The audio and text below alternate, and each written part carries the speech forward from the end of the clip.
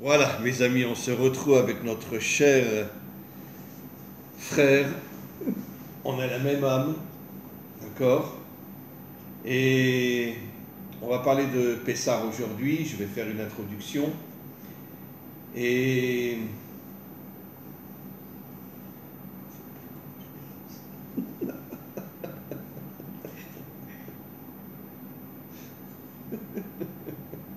bon, allez, je fais mon introduction. Vous savez que dans le Zohar, on explique la différence entre la matzah et le chametz. Il y a deux lettres communes dans matzah et chametz, même tzadik. Même tzadik, ça fait kouf lamed. Et kouf lamed, kouf fait allusion au keter, puisque le keter contient les 10 sphirotes, et dans chaque sphira il y a 10 sphirotes, ça fait 100. Et le lamed fait allusion à la malchout. Comme on le sait, nos maîtres nous disent que la malchout s'acquiert dans 30 étapes. Et donc, keter malchout, c'est ce qui va se passer au moment de la délivrance finale. C'est la raison pour laquelle on mange de la matzah. La matzah, c'est l'humilité, c'est l'annulation totale devant Dieu. On verra, Chaim, tout à l'heure, que Oui. la matzah est liée directement à la chorma. Absolument. Qu'on dit que le vin est lié à la bina. Absolument. On va en parler tout à l'heure. Absolument. Bravo. Bravo. En tous les cas, la matzah, elle est plate. Elle fait allusion à l'humilité. Moshe Anav Mikol Adam. Pourquoi Moshe était Anav Mikol Adam? Parce que toute sa vie, il s'est battu pour les autres, pas pour lui. Et donc, quand on se bat pour les autres, on arrive à trouver l'humilité en nous. Et c'est pour ça que la matzah, elle est plate. En plus, dans la matzah, il y a le mot « et » qui fait allusion à la malchout de Dieu. Maintenant, le chametz, c'est la destruction entre le keter et la malchout. Pourquoi? Parce que même tzadik, ça fait kouf lamed, mais il y a le chet qui veut dire la faute. Ça veut dire la faute, elle déconnecte le monde d'en haut du monde d'en bas. Elle déconnecte aussi, Chaim, Oui, la bina de la chorma. absolument. La bina de la chorma, la bina de la malchout, toutes les sphirotes sont séparées. Voilà. Et le chet fait allusion à la faute. Et donc, c'est le monde dans lequel on est. Et c'est quoi le pain? Ben, c'est l'orgueil, puisque le pain, il monte, il gonfle, d'accord? Voilà, comme la magnifique chanson de Jacques Dutronc, okay? Et moi, et moi, et moi. Voilà. Et quand j'étais gosse, je n'arrêtais pas d'écouter cette chanson-là, tellement elle me plaisait. Et bon, c'est vrai que quand on était jeune, on avait de bons chanteurs français. Hein. Vous savez quel est mon chanteur préféré? Vous savez qui c'est? Charles Aznavour. Moi aussi. Charles Aznavour. Moi aussi. Je pleure. Je l'écoute Moi jusqu'à aussi, aujourd'hui. Moi Hein. aussi. Mais moi, je l'écoute Moi jusqu'à aussi, aujourd'hui. pendant toutes mes études, je chantais. Mais moi, jusqu'à aujourd'hui, je l'écoute. C'est drôle. Est-ce que t'es drôle à regarder? Voilà. T'es là, t'attends, tu fais La la tête. la bohème, ça voulait dire tu as 20 ans. Et vous savez que ses parents ont sauvé des tas de juifs pendant la Shoah. Oui, ils étaient à côté de la commandature à Paris. Et juste avant de mourir, il est venu en Israël faire un concert.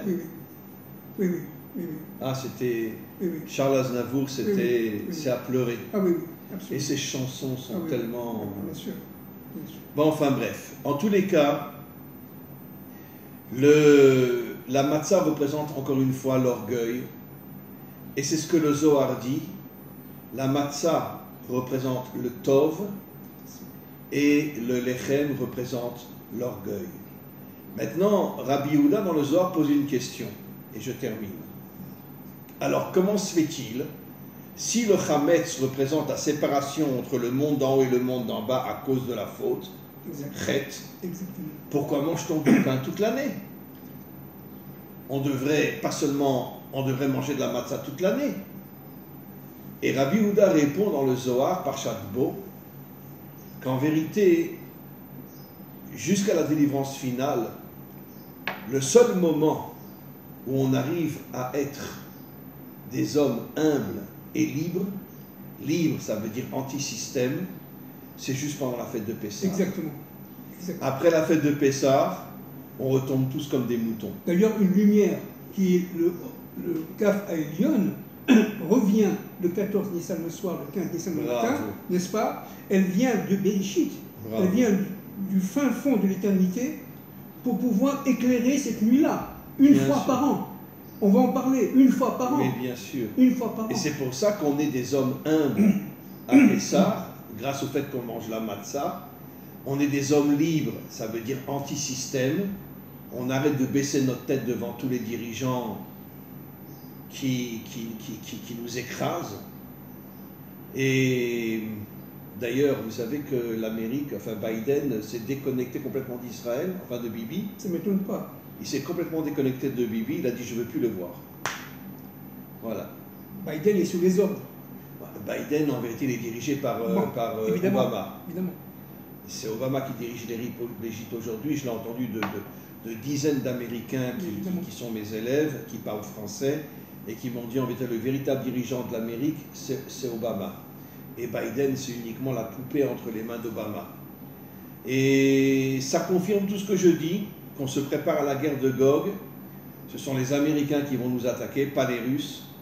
Comme la majorité des rabbinim qui n'ont rien compris disent que c'est les Russes qui vont nous attaquer, c'est complètement faux. C'est les Américains qui vont s'allier à l'Iran, à la Perse, comme dit le Talmud. Et ils vont nous attaquer. Ils vont nous attaquer, dit le Zohar, pendant 1 an. Il y aura des catastrophes en Israël. Vous permettez, Rav, qu'on fasse plusieurs cours sur Gog et Magog? Ah, avec un plaisir. Vous savez énorme. quoi? Après, Bezrat Hashem, si Dieu nous inspire, après les fêtes de Pessah, la prochaine rencontre, Oui. on commencera Gog et Magog. Magnifique. Et je termine juste en disant que le Zohar dit que le Mashiach, après 1 an de guerre, C'est ça. où malheureusement une grande partie de la population israélienne va disparaître, le Mashiach se dévoilera au bout de 12 mois. C'est ça. Et à ce moment-là, il amènera la délivrance dans le monde entier. En tous les cas, je voudrais juste conclure en disant que Pessah, si on prend les lettres de Pessah, Pessah, P, sa mère, ça fait combien? 140, 148. Et 1 et 4, 5, et 8, 13, l'unité. Unité. Pessah fait allusion à l'unité. L'unité, c'est quoi? On sait que la délivrance commencera à Pessah. L'unité entre les peuples, l'unité entre Israël et les nations. Une fois que le Mashiach aura chassé tous les méchants de ce monde, les dirigeants, les politiciens et beaucoup d'autres encore, à ce moment-là, le monde restera un monde propre, un monde droit, un monde juste. Et à ce moment-là, il y aura l'unité entre tous les peuples. Bien, évidemment, ce n'est pas un monologue, vous allez aussi intervenir quand vous voulez, Chaim, bien sûr. Il faut remonter, pour comprendre Pessah, vraiment le Seder de Pessah, il faut remonter à Bereshit. Akadosh Baruch Hu, à partir du Kav Elyon, de ce rayon qui est évidemment lié à l'éternité, Qui brille le soir du Seder, a brillé. Oh, j'ai hâte d'arriver au soir du Seder. Il y a une telle lumière le soir du Seder. Et on mange la matzah. Oui. Et on devient humble. Et on devient libre. C'est ça. On dit à tous les dirigeants, allez vous faire foutre, on ne peut plus vous suivre. C'est ça. Alors donc, ce qui s'est passé, c'est qu'en fin de compte, la Richimou, ça veut dire que quand Dieu s'est rétracté, il a laissé une trace. Cette trace-là, il est directement à la matérialité, à notre monde. D'accord? Et parce donc, que Dieu veut se dévoiler dans ce monde matériel. Voilà, il a laissé une trace. Cette trace-là, n'est-ce pas, elle est tout simplement sujette à la dualité. Elle est sujette au fait qu'il y a des éléments qui sont liés directement à la lumière et des éléments qui sont directement liés aux ténèbres. À l'obscurité, aux ténèbres. La matzah, c'est la lumière, voilà. Le Zohar, et le pain gonflé, voilà. C'est l'obscurité. Alors maintenant, Adam Arishon et Chava, vous savez que la plupart des kabbalistes disent qu'en fin de compte, ils se sont saoulés par du vin. Ils ont bu trop de vin. Ils ont fait la faute. Alors qu'est-ce qui s'est passé? On va répéter, mais c'est très important. Adam Arishon et Chava sont tombés avec le serpent directement du monde de Hatzilut au monde de la Bria et du monde de la Bria au monde de la Asiya. Dans le monde d'en bas. Dans le monde d'en bas, qui est C'est le monde matériel. Qui est notre monde. Et c'est pour ça qu'ils ont changé. Avant, ils avaient un corps de lumière. C'est ça. Et ils sont devenus maintenant un corps de peau. Un corps de peau. Voilà. Alors maintenant, ce qui est très intéressant de comprendre, c'est que le fait qu'ils soient tombés, ils ont été tout simplement fracassés. Ils se sont fracassés. C'est pour ça que vous avez pu des pots de vin. Oui, oui. Très bon. Vous avez vu des pots de vin. Très très bon. C'est pour ça que les âmes qui étaient comprises dans Adam Rishon, elles sont rentrées dans le Kéli, qui est l'extériorité, dans l'écorce, ce qu'on appelle la klipa en France. C'est ce que nos maîtres nous disent, que l'humanité tout entière est tombée dans l'extériorité de ce monde, qui est la klipa, qui est l'écorce. Exactement. Ils sont tombés dans l'écorce. Et à partir de ce moment-là, il a fallu tout le travail d'Abraham Avinu, d'Israël et de Jacob. Enfin, il ne s'agit pas des Corses, hein, parce que les Corses sont des gens bien. Pas se concentrer. Donc, il va y avoir, si vous voulez, grâce au travail d'Abraham Avinu, d'Israël et de Jacob, une sorte de début de dynamique de révélation de ce Or Aelion, de ce Kav Aelion. Et ce Or Aelion, cette lumière supérieure, originelle, n'est-ce pas, elle est revenue. Or, c'est la faute des frères par rapport à Yosef. Ils ont vendu Yosef. Ils ont vendu Yosef. Et à ce moment-là, l'obscurité est revenue. Et la preuve à Yered Yehuda. Voilà pourquoi. Yehuda est complètement tombé. Exactement. Pourquoi? La Malchoute est tombée entre les mains des Réchaïm. Exactement. Pourquoi? Parce qu'en fin de compte, avant, la Malchoute devait être reliée au Yesod. Ça veut dire que quand tu te déconnectes de la Torah, c'est ça. Yosef, c'est la Torah. Bien sûr. Tu tombes complètement. Exactement. Et c'est tous les dirigeants qu'on a aujourd'hui. Exactement. Alors, le Yesod, Yosef devait se réunir à Yehuda. Yehuda étant la Malchoute, Yosef est dans le Yesod. Yesod, ça veut dire les fondements, n'est-ce pas? Et à partir de ce moment-là. C'est aussi la pureté sexuelle. C'est d'abord, avant tout, la pureté sexuelle. C'est d'abord, avant tout. Mais le Yesod, c'est le fondement du monde qui devait se relier pour donner un sens à l'histoire. Vous comprenez? La déconnexion, le fait d'avoir vendu, ils ont reconstitué la foi d'Adam Rishon et la lumière est repartie. Alors, tout le problème. Ben oui, parce que c'est quoi la faute d'Adam Rishon? La déconnexion entre le monde d'en haut et le monde d'en bas. Exactement. Yehuda représente le monde d'en bas, Yosef représente le monde d'en haut, et en le vendant, et en le transformant en esclave, Yehuda est complètement tombé. Exactement. Exactement comme Adam et Chava. Exactement. Alors tout le travail, si vous voulez, c'est la dynamique de l'histoire, et à chaque année, il y a un temps qu'on appelle le temps de Pessah. Le Harizal dit, qu'est-ce que ça veut dire Pessah? Il dit Pessah, il sépare le P du Sar. Ça veut dire la bouche qui parle, la bouche qui crie. D'ailleurs, on ne fait que ça le soir du Seder. On lit la Haggadah, on fait des livrets Torah, etc. On raconte la Haggadah, on ne la chante pas vraiment, on la raconte, il faut la raconter à ses enfants. C'est très important, il faut le dire. Pourquoi? Parce que c'est... Alors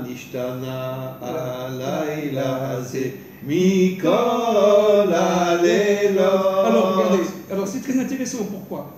Parce que c'est une nouvelle création. C'est un accouchement. C'est l'accouchement de quoi?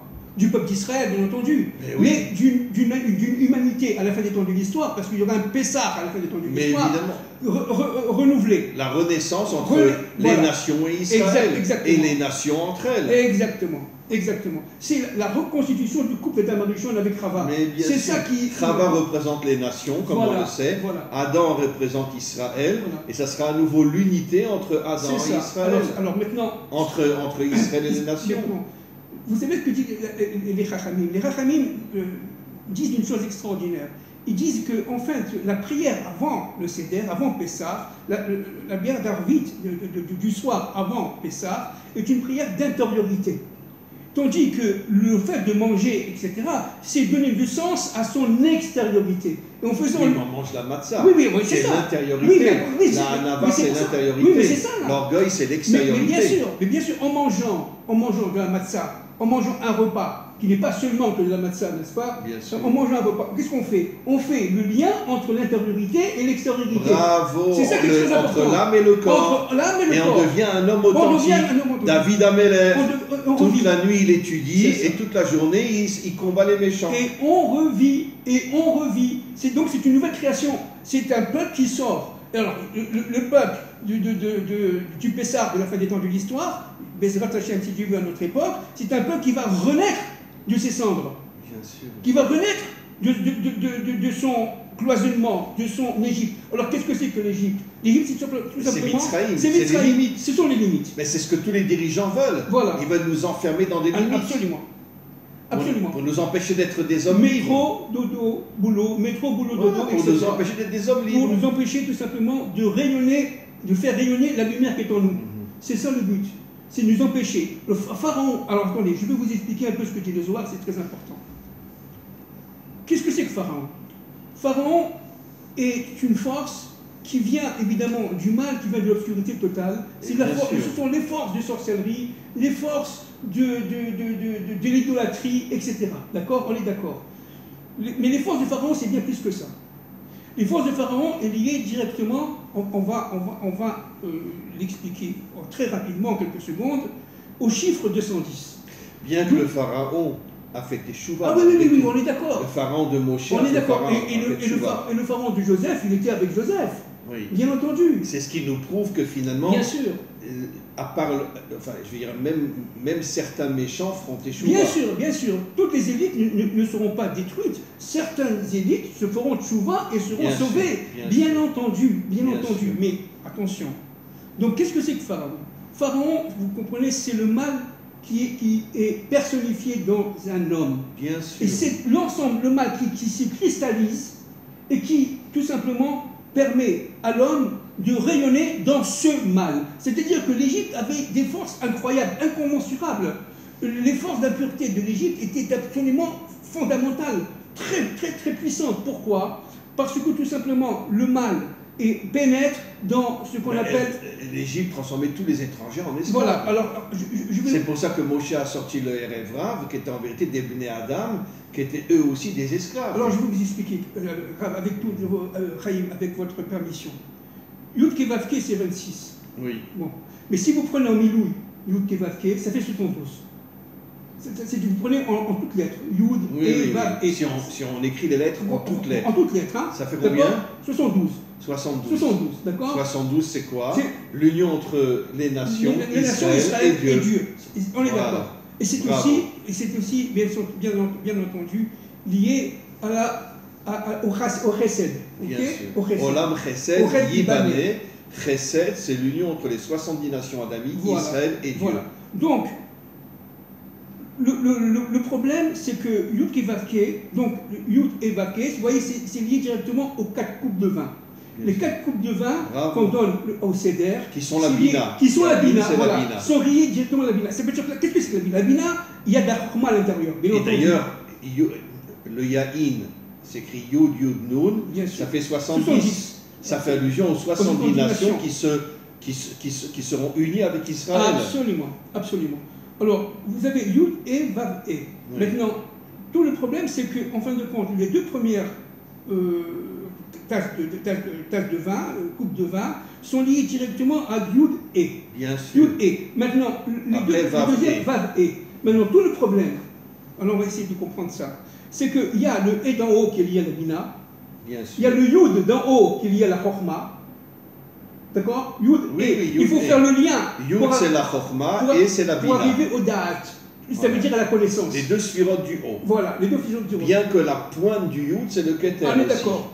C'est-à-dire qu'on a Keter, Chokma, Bina. On est d'accord. Alors, Yud et. Le Yud étant lié à la Chokma, le E étant la Bina, Vav, Tiferet, l'unité, n'est-ce pas, l'unité des contraires. L'unité entre le monde d'en haut et le monde en bas. Et la Malchut. Et l'unité de la Malchut. Maintenant, on a déjà dit de nombreuses fois, c'est que dans le E de la Malchut, il y a le Yud qui a été déstructuré. Parce que dans le E, vous avez un Vav, et vous avez un petit Yud. C'est ce Yud-là qui a été déstructuré. Mais c'est le mot Yehoudi. Voilà. Yehoudi, c'est quoi? C'est le juif en exil. Exactement. C'est pour ça qu'en Israël, on doit refuser d'être appelé Yehoudi. On doit être appelé Ivri. Bien sûr. Alors, ce qui est très important de comprendre, c'est que le soir du Seder, le soir de Pessah, n'est-ce pas, en mangeant de la matzah, qu'est-ce qu'on fait? On fait resplendir le Yud qui est dans la Bina. Bien sûr. Le Yud qui est dans la Bina. Bien sûr. Grâce aux coupes de vin. Et en prenant le vin, qu'est-ce qu'on fait? On fait resplendir le et les 4 coupes. qui est dans la Chorma. Ça veut dire qu'en fin de compte, à partir de ce moment-là, on fait l'union. Mais l'unité entre la Chorma et la Bina. Voilà, on fait l'unité entre la Chorma et la Bina, et là, on devient complètement libre. C'est-à-dire qu'on reçoit, chacun à son niveau bien entendu, cette lumière primordiale, qui s'appelle, on répète, le Kaf Aelion, l'or Aelion, la lumière originelle, de manière à donner cette force pour sortir d'Égypte. Vous savez que le 14 Nissan... D'ailleurs, vous savez que le Zohar dit, parce que Matzah c'est Keter Malchut, mais le Zohar dit que le Keter illumine plus la Bina que la Chochma. Exactement. C'est-à-dire que le Keter est lié à la Bina. Exactement. Exactement. C'est pour ça que la Bina est liée à la Malchut, car elle reçoit la lumière du Keter. La Bina étant féminine, Exactement. Et la Chochma étant masculine. Absolument. On est d'accord, d'accord. Absolument. Et Tiferet, c'est l'union, c'est le couple, c'est l'union des deux. D'ailleurs, la Bina a mis au monde 2 enfants, Tiferet, garçon, Malchut, femme. C'est pour ça que nos maîtres nous disent que la délivrance viendra des femmes. Exactement. Voilà. De la Malchut. Alors donc, qu'est-ce qui se passe le 14 Nissan à la sortie? D'abord, un phénomène très très important, c'est la révolution, la révolte des premiers-nés. Avant que les premiers-nés égyptiens, évidemment mâles égyptiens, garçons égyptiens soient tués, et pas seulement égyptiens, vous avez les premiers-nés des animaux, etc. Oui, n'est-ce pas? Il y a eu cette plaie qui a été tout intelligente, mais avant cela, il y a eu une révolte. Cette révolte des premiers-nés a tout simplement permis la libération d'Israël. Mais oui, parce qu'ils se sont dit, si on libère Israël, on ne va pas mourir. C'est ça. Exactement. Exactement. Il y a eu une révolte dans l'armée, parce que l'armée israélienne, l'armée égyptienne voulait anéantir tous les Juifs lorsqu'ils ont tué l'idole des Égyptiens. Exactement. Mais les premiers-nés égyptiens se sont battus contre l'armée égyptienne pour empêcher. C'est ce qu'on appelle Shabbat Hagadol. C'est le Shabbat Hagadol. D'accord, c'est le grand Shabbat. D'accord, c'est très important. D'ailleurs, entre parenthèses, même si c'était le 10 Nissan, même si, encore une fois, le chiffre 10, les 10 plaies, les 10 Nissan, les 10 commandements, etc. Donc, vous voyez, tout ça, c'est la réparation du Yud. Le Yud en bas, qui est 10. Mais bien vous sûr. comprenez? Donc, alors, qu'est-ce qui s'est passé? Il s'est passé un point très important, un peu comme mai 68 en France. Oui. Vous voyez, cette révolte des premiers-nés, des jeunes, a entraîné tout simplement le fait que Pharaon a lâché prise. Il a lâché prise. Alors, c'est très intéressant. Qu'est-ce qui s'est passé? Pharaon, qu'est-ce qui a fait que Pharaon lâche prise? Il était sûr de lui, il était... je pense qu'il a dû comprendre que finalement, il vivait dans un orgueil incroyable qui le plongeait dans l'obscurité. Et c'est pour ça qu'après la traversée de la mer, il est pu retourner en Égypte. Il a fondé la ville de Nineveh. Alors le Zohar dit une chose extraordinaire. C'est vrai, bien sûr, Chaim, mais le Zohar dit une chose extraordinaire. Il dit qu'en fin de compte, à ce moment-là, il a perçu le début de la lumière arriver. Bravo. Il a perçu ce or à Elion qui commençait à refléter. Et là, en percevant là, il a compris qu'il y avait un Dieu. Vous comprenez? Mais bien sûr. Et là, il a lâché prise. Parce que le mal devant Dieu ne peut rien faire. Mais bien sûr. Évidemment. Le mal s'est effondré. Il a fait le chouva. Le mal s'est effondré. Il est revenu après à sa chouva parce qu'il a voulu encore rattraper pendant 7 jours. Hein, et il a fait chouva au 7e jour, comme par hasard, la Malchut. Vous voyez, au 7e jour, l'ouverture de la mer. C'est-à-dire qu'il a redonné la Malchut à Dieu. Exact. Bravo. Bravo. Chaim, bravo. Mais on est les mêmes. C'est exactement ce qui s'est passé. Il a redonné la Malchut. Ce que je dis, c'est vous qui le dites. Et réciproquement. Écoutez-moi bien. Pharaon se croyait le roi. Il se croyait un dieu. Mais évidemment, comme tous les dirigeants. Il se croyait seul. Il croyait qu'en fin de compte, il dominait sa propre histoire. C'est pour ça qu'il n'a pas voulu reconnaître Yud-Ke Vav-Ke. Exactement. C'est marqué dans la Torah. C'est exactement ça. Je dis, mais Yud-Ke Vav-Ke, c'est hors de question. Je ne connais pas. Voilà. Je connais Elohim. Moi, je veux Elohim, parce que c'est Midatadi. Elohim, voilà. Et ça veut dire, ça fait de moi un homme fort. Et voilà, c'est exactement ça. Mais Yud-Ke Vav-Ke, hors de question. C'est exactement ça. Alors, qu'est-ce qui s'est passé? En voyant cette lumière-là, le mal a lâché prise. Qu'est-ce que ça veut dire? Ça veut dire qu'en fin de compte, l'extériorité, qui était habillée du mal, va devenir tout simplement sainte, va devenir l'intériorité. Bravo. Vous comprenez? D'ailleurs, c'est ce que le Balatania dit. Lorsque l'homme déconnecte son âme animale de l'âme divine il tombe dans l'animalité, il devient un animal. Exactement. Mais quand il connecte l'âme animale à l'âme divine purifie l'âme animale. Exactement. Et à ce moment-là, il devient un homme d'action droit, juste et authentique. C'est exactement ça. C'est ce qu'on appelle le Nefesh Abéhimi et le Nefesh Eloki. Voilà. Hein? Mais le Nefesh Abéhimi, c'est ce qui fait de nous un homme d'action. Un homme d'action. Comme Bien David sûr. Ameller. Mais évidemment. Mais seulement, il faut que ce Nefesh Abéhimi soit relié au Nefesh Eloki. C'est-à-dire que véritablement. D'ailleurs, Béhéma, Gematria, Eliaou. Nahon. Eliaou, qui va venir annoncer la venue du Mashiach. Absolument.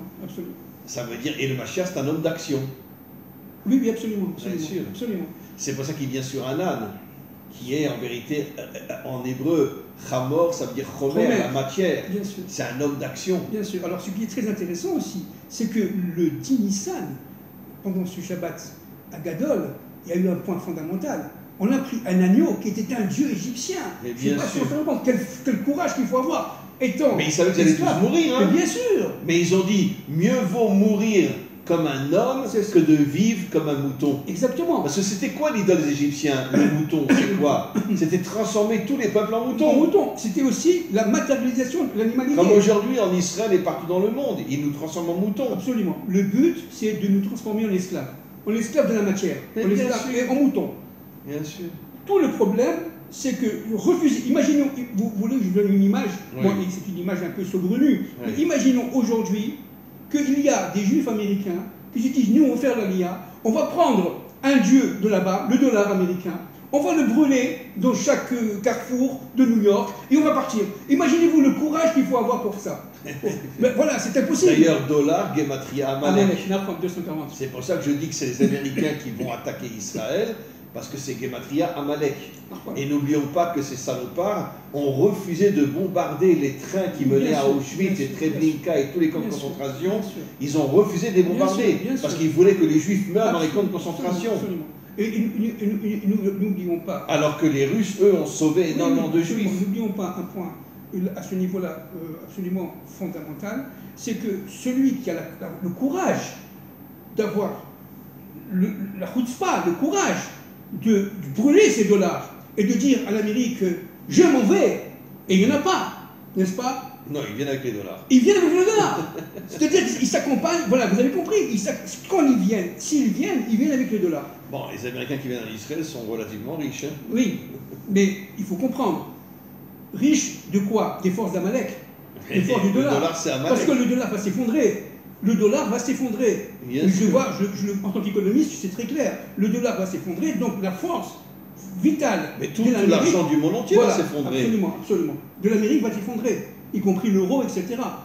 Donc, le diplé, d'accord, ne suffisait pas. Il a fallu que Pharaon arrive à comprendre la lumière élevée, supérieure, pour pouvoir tout simplement commencer le processus de sa propre chouva. Absolument. Et cela, Moshe l'a senti, l'a compris. Et ça, c'est très important. Bon, n'oublions pas aussi que Moshe a vécu pendant des années chez Pharaon. Ah, mais bien sûr. Peut-être qu'il l'a influencé, il a mis en lui des graines qui vont après se dévoiler, qui vont lui permettre de faire teshuva. Bien sûr. Et n'oublions pas que sa fille s'est convertie, a épousé le chef de la tribu de Yehuda. Bien sûr. Caleb. Caleb Ben Yefouné, bien sûr. Donc quand même, il a vu quand même que toute sa famille finalement a fait teshuva. Ah non, Bithia était unique. Et Bithia, c'est la mère adoptive de Moïse, elle était unique. Et vous savez que le Zohar dit que Moshe, son âme, va voir Bithia toutes les semaines, alors que sa mère biologique...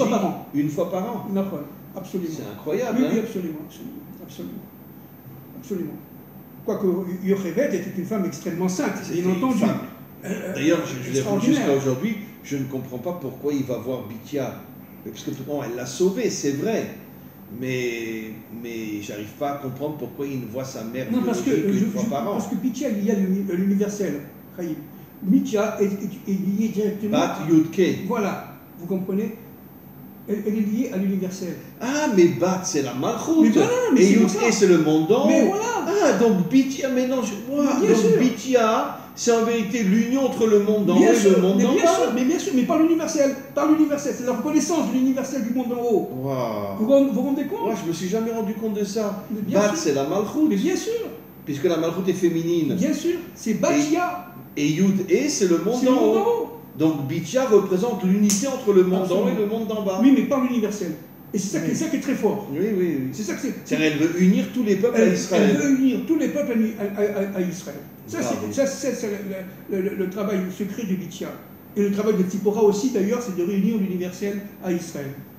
Donc imaginez-vous les femmes qui étaient autour de Moïse, Myriam, Bitya. Mais d'ailleurs, Tzipora, c'est l'union entre le monde d'en haut et le monde d'en bas, puisqu'un oiseau, il est en haut, mais il est aussi sur terre. Donc l'oiseau, et d'ailleurs c'est pour ça que vous savez que le Zohar dit que le Mashiach, comment il va se dévoiler quand il va rentrer dans le Kan Tzipor. Oui, absolument. Ça veut dire l'union entre le monde d'en haut et le monde d'en bas, puisque l'oiseau, il est en haut et il est en bas. C'est une très grande mitzvah, le Kan Tzipor. C'est une très très grande mitzvah. Voilà. Bien sûr. Alors, venez, on revient un peu au Zohar et on revient un peu à la Matzah, etc. Il faut savoir une chose, c'est que la force de Pharaon vient du code de 210. Qu'est-ce que ça veut dire? 210. 210. Alors, je vous explique. En gros, qu'est-ce que ça veut dire? Ça veut dire qu'en fait, il y a eu d'abord 210 ans et Moshe est arrivé à la 130e. 210 ans d'exil. Voilà. Oui, bien sûr. Et lui, il est arrivé 80 ans avant. Ça veut dire à 130 ans. Donc, le Ta'alir de la Géoula a commencé 80 ans avant la fin de l'exil. C'est-à-dire que c'était Moshe est né. Et d'ailleurs, 80, Gematria Bina. Oui, absolument. Le Zohar dit que le seul qui était connecté à la Bina, c'était Moshe. Moïse, bien sûr. Moshe, bien sûr. Donc 130 ans. Les 130 ans, c'est les 130 ans où Adam était seul sans Chava. Les 130 ans. On le retrouve là. Ben oui, bien sûr. Maintenant, venons-en un peu. Mais c'est la séparation entre l'homme et la femme. Oui. Alors. D'ailleurs, les esclaves étaient séparés de la femme. Oui, absolument. C'est pour ça que les femmes ont risqué leur vie sans rentrer dans le camp des hommes pour avoir des enfants. Absolument. Alors, regardons un peu ce qui se passe. C'est-à-dire que dans ces 210 ans, cette force-là est une force incroyable qu'avait Pharaon. Pourquoi? Parce que, tout simplement, il y a eu une démultiplication des forces du mal, 10 fois plus fort que d'habitude. Pourquoi? Je vous explique. Le Zohar dit que, en fait, lorsque les âmes de Gamarichon sont tombées dans la Klippa, elles ont été prises en charge par un des noms de Dieu qui s'appelle Eyé. Eyé, c'est-à-dire, attendez, Gematria 21, d'accord? 21. Et donc, elles sont rentrées dans le 21 fois 10. Pourquoi 10? Parce que, tout simplement, c'est lié directement au Yud d'en bas, au diplé, ça fait 210. Et ce code 21 a une force incroyable de démultiplier les forces du mal. Bien sûr. Vous comprenez? Et les forces du mal étaient, comme aujourd'hui d'ailleurs, démultipliées et elles s'épanchaient partout dans le monde. Bien sûr. D'ailleurs, pour confirmer ce que vous dites, les plus grandes âmes sont tombées chez les nations. Absolument. Rabbi Akiva, absolument, un descendant de Sisra, absolument, Rabbi Meir, absolument, Rome, absolument, Shmaya Ve'Aftalion, descendant de Sancheriv. Il y a même des descendants de Amalek, de Haman, qui sont convertis, Ça veut dire qu'en vérité, les plus grandes âmes sont tombées dans la clipa la plus terrible. Et après, elles se sont réveillées, elles sont revenues en Israël. Bien sûr. Alors, donc ce code de 110 est fondamental. C'est-à-dire qu'en fin de compte, qu'est-ce qui s'est passé? Il s'est passé que 10 fois 21. 21 étant lié, encore une fois, à un nom de Dieu et lié. D'accord? Oui. Aleph, et, Yud, et. Oui, ça fait 21. Ça veut 21. dire 21. D'accord? Oui. Ça, c'est écrit dans le Zohar. Et à partir de ce moment-là... Je serai qui je serai. Je serai qui je serai. Ah bien, à partir de ce moment-là, un point fondamental, n'est-ce pas? C'est qu'il y a eu le et d'en bas, le yé d'en bas, mais le yé d'en haut. Donc les deux yés, voilà. Les deux yés, on fait quand 21 et 21, ça fait 42. 42 plus 26, Yudke, ça fait 68. 68, c'est un des noms d'Hachem. La Gematria 68. Voilà. Oui. Vous comprenez? Ça fait, bon, je ne veux pas le dire, Adoni. Oui. Vous voyez? Adoni. Bon, 68, c'est Chaïm aussi. C'est aussi Chaïm, voilà, exactement. C'est aussi Chaïm. C'est-à-dire la vie. C'est moi. C'est vous. C'est aussi Chaïm, c'est-à-dire... 68, c'est Chaïm. C'est Chaïm. C'est-à-dire qu'en fin de compte, la vie vient de quoi? Etz Hachaim, Voilà. l'arbre de la vie. La vie devient de quoi maintenant? L'arbre de la vie, c'est quoi? L'union entre l'âme et le corps, Exactement. qui ne se sépare plus. Voilà, le corps qui est matériel, Oui. et d'ailleurs la sortie d'Égypte, L'unité ça a été entre le monde d'en haut et le monde la d'en bas. sortie d'Égypte, ça a été la libération de la matérialité, du corps, n'est-ce Bien pas? sûr. Pour recevoir Matan Torah, la Torah après, l'âme, La d'accord? Neshama, la Bina. Exactement. Que la, Torah, la vraie Torah, les premières étapes sont au niveau de la Bina. Exactement, exactement. Et à partir de ce On n'a moment-là, jamais reçu malheureusement. mais qu'on va recevoir avec le Mashiach ben David, Bien sûr. Bien sûr. Sion Torah. évidemment, Il va nous donner les premières les tables tables de la loi. sur le mont Sion. Sur le mont Sion, d'accord, bien sûr. Et quand on parlera de Et Gog et d'ailleurs, Magog, on en Sion, parlera. Gematria, Yosef. Bien sûr, bien sûr, bien sûr. Et c'est pour ça, entre parenthèses, qu'il est sorti avec le tombeau de Yosef. Parce que comme Yosef a été vendu par Et Yehuda c'est et le ses tombeau de frères, Yosef qui a ouvert la mer. et c'est le tombeau de Yosef qui a ouvert la Qui mer. a ouvert la mer. Vous comprenez? C'est-à-dire, qu'est-ce que c'est que la mer? Yam, c'est lié à la Malchut. Bien sûr. Voilà. Mais c'est aussi Yud même, c'est aussi 50. c'est la Bina. La Bina. L'union entre la Bina et la Malchut. Et la Bina et la Malchut. Vous comprenez? J'ai hâte qu'on arrive à Pessah. J'ai hâte. J'ai hâte. Bon, alors, on essaie un peu d'avancer. Et donc, ce qui est, encore une fois, important de saisir là, à ce niveau-là, c'est que chacun d'entre nous doit sortir de sa propre Égypte. Parce que chacun on est tous on prisonniers. est tous prisonniers en Égypte. Mais évidemment. De son propre monde, de son propre statut, de ses diplômes, de ce que vous voulez. On est tous On est prisonniers tous prisonniers. aujourd'hui. L'essentiel, c'est de sortir. Comment sortir d'Égypte? En reliant la matzah Bien sûr. avec le vin. Maintenant, regardez, c'est quoi le date? Puisque la matzah, c'est la malchut, Voilà, l'humilité, Voilà. et le yaïn, c'est la bina. c'est ça. Voilà. Et la matzah, c'est la chokma. Comment? La matzah, c'est la chokma aussi. Mais la chokma est liée à la malchut. Absolument. C'est marqué dans le Zohar. Absolument. Que la chokma, elle éclaire la malchut. Absolument. Alors maintenant, qu'est-ce que c'est que le date? C'est l'union C'est l'union entre... entre les contraires. Exactement. C'est-à-dire, entre la chokma chokma et la et la bina. bina. C'est pour ça qu'on Chokma, mange... bina, C'est pour ça da'at. qu'on mange, c'est pour ça qu'on mange le céleri ou je sais pas quoi, la laitue, la salade, Oui. avec la... Et pourquoi avec la matzah? Pourquoi? Pourquoi? Parce que regardez, encore une fois, la matzah est intégrée donc les deux noms de Dieu, 21 et 21. 21 et 21, ça fait 42, on l'a dit tout à l'heure, d'accord? Et pour pouvoir arriver à cette union de 42, qu'est-ce qu'il faut? Il faut Moïse et Aaron. Moïse étant lié au 21 et Aaron étant lié au 21. 21 d'en haut, c'est Moïse, 21 d'en bas, c'est Aaron. Oui. Vous comprenez? Pourquoi? Pourquoi c'est très important? Parce que, tout simplement, le 42, c'est le 42 noms de Dieu, n'est-ce pas? Oui. Les 42 visages divins. Le chiffre 42 Et est ce qui est lié intéressant, c'est directement- 42, ça fait aussi 6, ça fait Tiferet. Oui, mais bien sûr, c'est exactement... L'unité. C'est pas possible, c'est exactement ce que je veux dire. 42, c'est lié directement à l'unité, à Tiferet, à l'union des contraires. C'est 6, c'est le Vav. La bina et la Mais malchut. bien sûr. C'est pour ça qu'au temps du Mashiach, Et d'ailleurs, Moshe et Aaron. Aaron était un homme très religieux et Moshe était un homme d'action. Absolument. Il a passé toute sa vie à combattre les méchants. absolument. C'est pour ça qu'au temps du L'union Mashiach, entre Moshe et Aaron. c'est pour ça qu'au temps du Mashiach, on mettra les téphilines de Rashi, plus intégrés dans Et Tifin de Rabbi le Notam. Rabbi Notam. Moi, je les mets déjà. Bien depuis sûr, longtemps. Oui. moi aussi, mais il faut qu'elles soient reliées. Pourquoi? Parce qu'on relie les deux à vos souhaits. Merci. Les deux 21. Qu'est-ce que c'est que le Rabbi Notam, Rashi? Rashi, c'est les psukim, c'est Yud et Vav et. Absolument.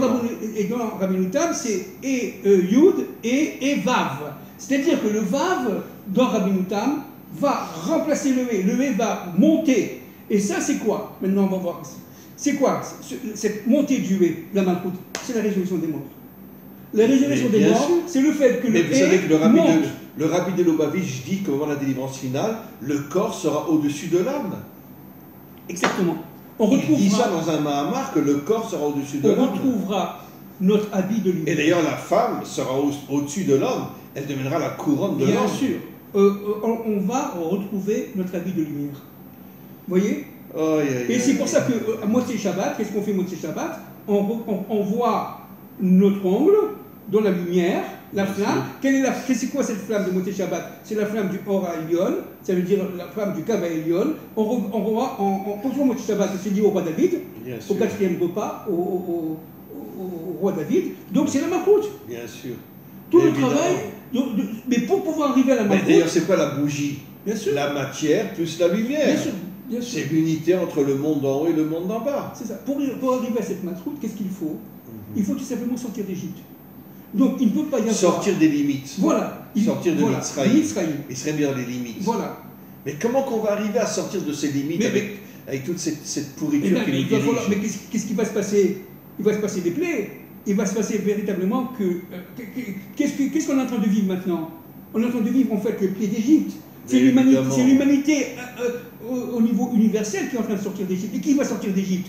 Que ceux qui ont le Oraganos, que ceux qui La descendent lumière véritablement, cachée en la eux. lumière cachée en eux, La qui lumière cachée descendent en eux. d'Adam et de Pas Ève. seulement Israël, mais Pas aussi seulement. parmi les Bnei Adam. On parle de ceux qui descendent d'Adam et de Ève. Voilà, ils vont tous se Ils réveiller. vont tous se réveiller. D'accord? Les manifestations qui se passent en ce moment en France, ce sont les prémices de la révolution. Vous comprenez? Parce que la France étant, on a déjà dit de nombreuses fois, l'épouse d'Israël. Mais cette France-là va faire tchouva, elle va se transformer, Israël va se transformer aussi, va faire tchouva, et le couple va se reformer. Mais pour cela, il faut des révolutions. D'où la révolution qu'on vit aujourd'hui dans les rues en Israël, et la révolution qu'on vit, mais c'est deux révolutions inversées. Oh, chez nous, c'est de la folie. Oui, mais bien sûr, mais il faut comprendre que tout ça, ça vient d'Hachem. Pourquoi Hachem fait ça en Israël? Pourquoi? Parce que c'est Dieu qui décide. Mais Pourquoi? il est en train de nous casser. Non, excusez-moi, pardon. Mais il y a des manifestations tous les Alors jours. je vous explique. Oui. Je vous explique. Hachem est en train, à travers la révolution du Erev Rav, Oui. de quoi faire? De réveiller les forces de Gog. Parce que Gog va comprendre qu'Israël est faible. Mais c'est ce que les Américains ont dit. Voilà. On ne veut plus voir Bibi. Et ils sont en train de se préparer à attaquer Israël. Voilà. Pourquoi? Parce qu'ils vont comprendre que l'armée d'Israël, elle est divisée à l'intérieur. Mais vous savez que le nombre de gens qui ne vont plus à l'armée Mais c'est aujourd'hui, pour ça que je vous dis... même des pilotes mais c'est de ça. chasse ne vont plus à l'armée. Exactement, c'est pour ça que je vous dis que c'est le signe absolu de la... C'est une catastrophe Oui, qui est en train de se passer. Mais non, ça c'est du côté humain, mais du côté du plan divin, c'est au contraire. On pourra manger un couscous. Bien sûr, on ne pourra pas sortir, on ne pourra pas arriver au Mashiach sans que Gog soit attiré. Il va attirer Gog, comme dit Eresquiel, par des crocs de feu, de fer. Il va les attirer. C'est exactement ce qu'on est en train de vivre. Absolument, c'est ce qui est marqué dans les prophètes. Dieu est en train de réveiller Gog. Oui. Vous comprenez? Vous comprenez? Parce que les Iraniens vont dire maintenant c'est le moment d'attaquer. Parce qu'il n'y a pas de gouvernement, il y a ça, il y a ci, il y a la révolution sociale, et le Erev Rav. Mais de toute façon, le gouvernement de droite est en train de tomber complètement. Mais bien sûr. Vous savez qu'il y a plein de gens dans le Likoud qui sont contre Bibi. Je sais. Alors regardez, un point très très important. Ça, c'est très important. On va parler un tout petit peu du Zohar, du Rashbi, par rapport au Erev Rav. Bon, qu'est-ce que c'est que le Erev Rav? Alors évidemment. Mais les rêves, c'est tous les faux juifs qui sont alors voilà, la gauche. Alors exactement. Alors le Erev Rav, c'est, si vous voulez, une âme dédoublée. D'accord? Une âme qui est tirée par les juifs, mais qui reste universelle, non juive. Bien sûr. Leur but, c'est de faire tomber le peuple juif. Mais évidemment, ils ne font que ça. Ils ne font que ça. Regardez ce que dit le Zohar. Le Zohar dit... Ils veulent détruire la Torah, ils veulent tout détruire. Regardez, le Zohar, commentaire Bereshit, page 25, regardez bien. Il y a 5 sortes de Erev Rav. Oui, bien sûr, je connais. Bon, je sais que vous connaissez, je sais bien, mais sûr. c'est pour ceux qui nous entendent. Oui, oui, les Néphilim. Les Néphilim, ça veut dire Négara. Négara, ça veut dire la plaie mauvaise. Négara, Négara, plaie mauvaise. Les Néphilim, les Giborim, les Anakim, je sais que vous savez, les Rephaïm, les Amalekim, et les... Alors, qu'est-ce que ça veut dire, les 5? Néphilim, qu'est-ce que ça veut dire? Ce sont ceux qui ont la débauche sexuelle. Ils sont tombés. Ce sont les gens qui ont la débauche sexuelle. Voilà. Maintenant, les Giborim, ce sont ceux qui ont le ego, qui se prennent l'orgueil. L'orgueil. Ils se prennent pour des forts. Le pouvoir. Les dirigeants. Anakim, qu'est-ce que c'est qu'Anakim? Les Anakim, alors je vais marquer ici, n'est-ce pas? Les Anakim, ce sont des gens qui se prennent qui veulent arriver au pouvoir. Ils sont amoureux du pouvoir, absolument. Ils ont cette force intérieure qui leur permet d'être Anak. Ça veut dire À très mon grand. avis, l'Anakim, c'est les riches Oui, c'est ça. qui veulent arriver au pouvoir. Oui, c'est ça, c'est exactement Bien ça. sûr. C'est ce qu'on appelle aujourd'hui les élites. Exactement. Alors, les élites en Israël, les élites Voilà. dans le monde entier. Exactement. Les Réphaïm, qu'est-ce que c'est que les Réphaïm? Ceux qui ne supportent pas l'étude de la Torah. Exactement. Ceux qui veulent nous séparer Bravo. de la Torah. Ceux qui veulent nous enlever les C'est les pires. C'est les pires. Et Amalek, non pas. Et Amalek, voilà. Et Amalekim. Voilà. D'accord. Alors, C'est les 5 parties du RF. oui, ce sont les 5 parties du RF Rab, dit le Zohar, Parashat Bereshit, page 25.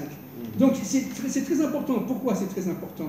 Parce que tout simplement, Akadosh Baruch Hu, actuellement, il est en train de réveiller le RF Rab, parce que le RF Rab qui est lié directement au D'ailleurs, le mal, Rav de c'est... Sokolov, qui est le plus grand élève du Gaon de Vilna, Oui. dit qu'avant la délivrance Oui. finale, d'accord, le plus grand combat d'Israël sera à l'intérieur d'Israël contre le Révra, Oui. pire encore que contre Esav et contre Ishmaël. Oui, absolument. Pourquoi? Parce que le RF Rab est caché. On ne bien le voit sûr. pas. Il fait partie du peuple. Il est intériorisé au peuple. Oui, mais enfin, il est sans kippa, sans Attendez. tzitzit, Oui, il mais mange bien du sûr, porc, bien sûr. et il ne fait pas Shabbat. Oui, bien sûr. Mais attention. Ce sont eux, et ça c'est écrit on va en parler de la guerre de Gog et Magog, Oui. et on parlera de ça. Ce sont eux qui vont se rallier à Gog. Mais évidemment, Il va y c'est avoir... eux qui vont l'amener. Exactement. C'est eux qui vont en secret dire à Gog, venez attaquer Israël. Voilà. Et c'est exactement ce qui est en train de se passer maintenant. Mais C'est évidemment. exactement ce qui est en train de se passer maintenant. Mais c'est pour ça que les Américains se sont déconnectés de Bibi. C'est exactement ça. Voilà. Donc c'est fou. Donc il faut comprendre. Alors, petite source, en résumé, le soirée du Seder est une soirée fondamentale. Une fois par an, le 14 Nissan le soir, on se réunit au Seder. D'ailleurs, 14 Gematria David. Bien sûr. On raconte aux enfants la Haggadah. Oui. D'accord, la sortie d'Égypte. Mais ce qui est très important de comprendre, c'est que dans le mot Haggadah, Moshe n'intervient pas. Le mot On ne voit jamais Moïse, le nom de Moshe. on ne voit pas le nom de que Moïse. le nom de Dieu. Exactement, on ne voit pas le nom de Moïse. Oui. Donc Moshe est Pourquoi Anav. l'humilité. L'humilité, il est Anav. Il s'est effacé Il s'est complètement. complètement effacé. Alors c'est lui qui nous a sortis Alors, c'est lui qui est d'Égypte sorti et on n'en parle pas dans la Haggadah. Exactement. Tous les ans, on ne parle pas du mot Moshe. On ne dit pas dans la Haggadah le mot Moïse. Parce qu'il est Anav, il est humble. Et donc, deuxième chose très importante, c'est que grâce à ce repas, on réunit la matzah, qui est évidemment, on répète, l'humilité, qui est liée à la chorma, Oui. et les verres de vin qui est lié D'ailleurs, à chorma, mais la aïn bina. timatzeh. C'est ça. La chorma sort du aïn, elle sort de l'humilité. Le but, c'est d'arriver à Tiferet, par le da'at. Vous comprenez? L'unité. L'unité. Voilà. Le but, et le da'at, ça veut dire la connaissance. Ben, comme nous, l'Ashkenaz et le Marocain. Quoi. Si, vous le Marocain. Mais non, vous, l'Ashkenaz, moi je suis Marocain. Oui, c'est ça. Bon, voilà, donc je vous souhaite tous un très bon Seder. Oh là là, quelle merveille, quel cours merveilleux. Et donc, il faut être très optimiste malgré tout, parce que ça va faire très peur. Ouais, mais est-ce qu'on pourra manger un couscous avant la guerre de Gog? On mangera le couscous pendant la guerre de Gog. Oh, je ne sais pas si on pourra, hein. Parce que le couscous, Avec toutes les bombes qu'on va recevoir. Imaginez, une bombe va tomber dans le couscous, comment qu'on va faire? Le couscous est un plat royal, Chaim. Avec des knaigler? Avec la bataille. Ah, couscous et Mais knaigler. bien sûr. Donc c'est marocain et Mais smart et bien sûr, ashkenaz. c'est Tiferet, il faut réunir les contraires. Bravo. Il faut compter la diversité. Et Pessah, c'est une fête de l'union. Mais Pessah, c'est 13. Voilà, c'est ça. L'unité. C'est l'unité, c'est l'union des diversités. Voilà. Voilà. Ouais, merci beaucoup. Il n'y a pas de mots. Merci beaucoup.